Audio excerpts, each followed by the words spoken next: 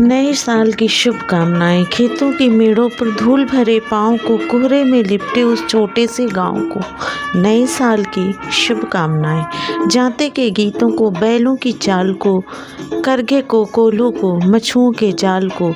नए साल की शुभकामनाएं। इस पकती रोटी को, बच्चों के शोर को, चौके की गुनगुन को, चूल्हे की बोर को। नए साल की शुभकामनाएं।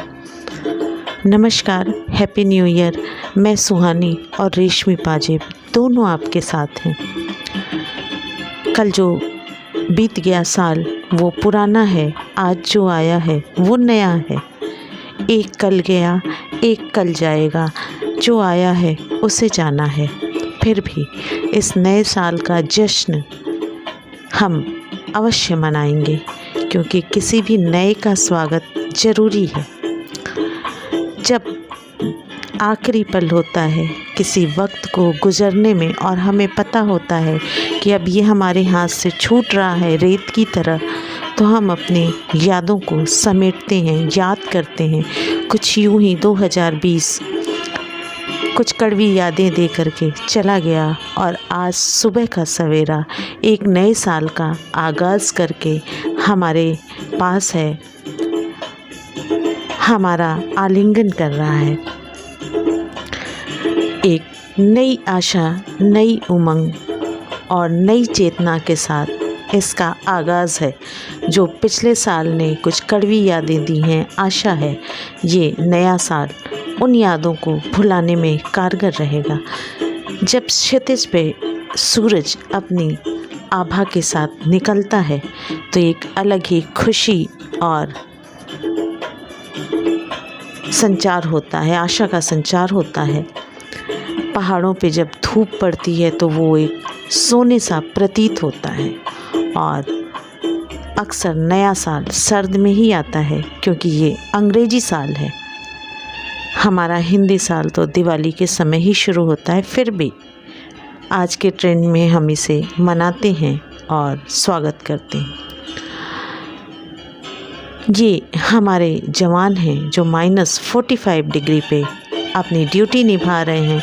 पता नहीं उनमें इतना जज्बा देश के प्रति, देशभक्ति कहाँ से आती है, जो वो किसी भी कठिनाइयों का सामना बड़े हौसलों के साथ करते हैं और हमें भी एक जज्बा देते हैं।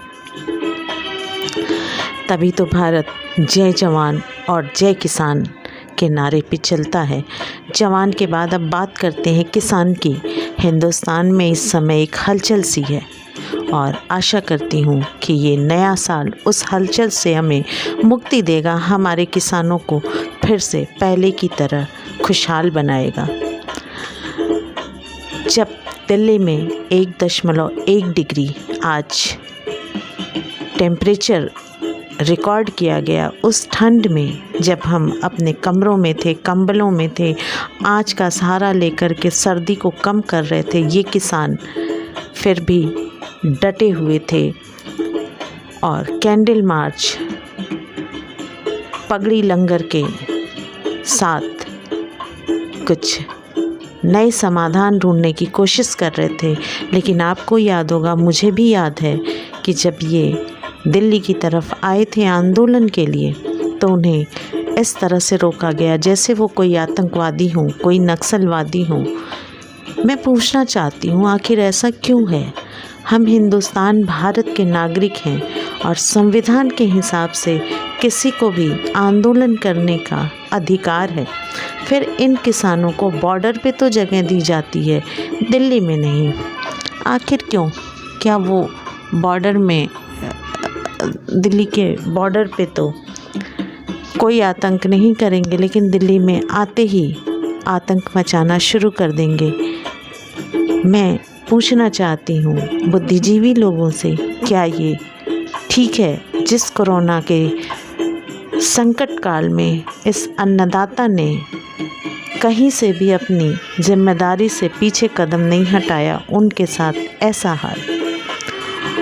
और इन किसानों के आंदोलन को, साफ पाक आंदोलन को, अहिंसक आंदोलन को गोदी मीडिया ने बदनाम करने की कोशिश की है। क्या इन्हें शर्म नहीं आती?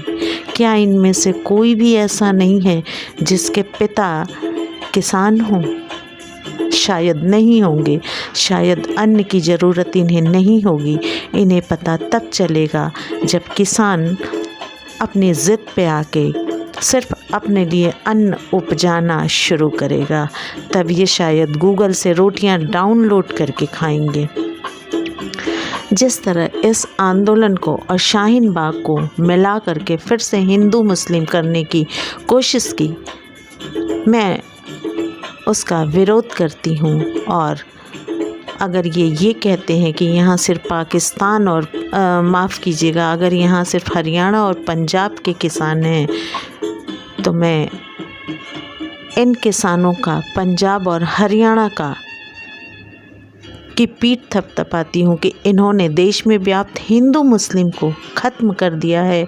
और आज एक हिंदुस्तान दिख रहा है जो कोरोना काल में शाहीन बाग को लेकर के हिंदू अलग और मुस्लिम अलग दिखते थे, आज ये फिर से तिरंगे के नीचे हैं। और इसका श्रेय सो कॉल्ड गोदी मीडिया अगर सिर्फ हरियाणा और पंजाब के किसान कहती है तो जी हाँ, सिर्फ उन्हीं को है। यहाँ ये तो दिखता है कि ये किसान पिज़्ज़ा खा रहे हैं, जीन्स पहन रहे हैं, इन्हें ये नहीं दिखता कि ये किसान कितनी उन्नत चीज़ों को लेकर के आए हैं। किस तरह से लंगर की व्यवस्था है, किस तरह से आधुनिक चीज़ों की व्यवस्था है। ट्रैक्टरों से एक किसान गांव इन्होंने बना रखा है दिल्ली के बॉर्डर पर। महिलाएं भी यहाँ पे दिखती हैं कि वाकई में भारत लक्ष्मीबाई और दुर्गावती का देश रहा है। लेकिन मैं एक सवाल पूछना चाहती हूँ, इनके ऊपर वाटर कैनन, लोहे के कांटे के तार और आंसू गैस क्यों? क्या ये आतंकवादी हैं? क्या ये नक्सली हैं? क्या ये वाकई में खालिस्तानी हैं? आप देखिए, इस किसान ने कहीं हथियार नहीं उठाया, कहीं हिंसा का सहारा नहीं लिया। इनके नेताओं ने कड़ी चेतावनी दे रखी है कि कोई भी हिंसक नहीं होगा, कोई भी हिंसा नहीं करेगा। जो हिंसा करेगा वो हमारे आंदोलन का हिस्सा नहीं है।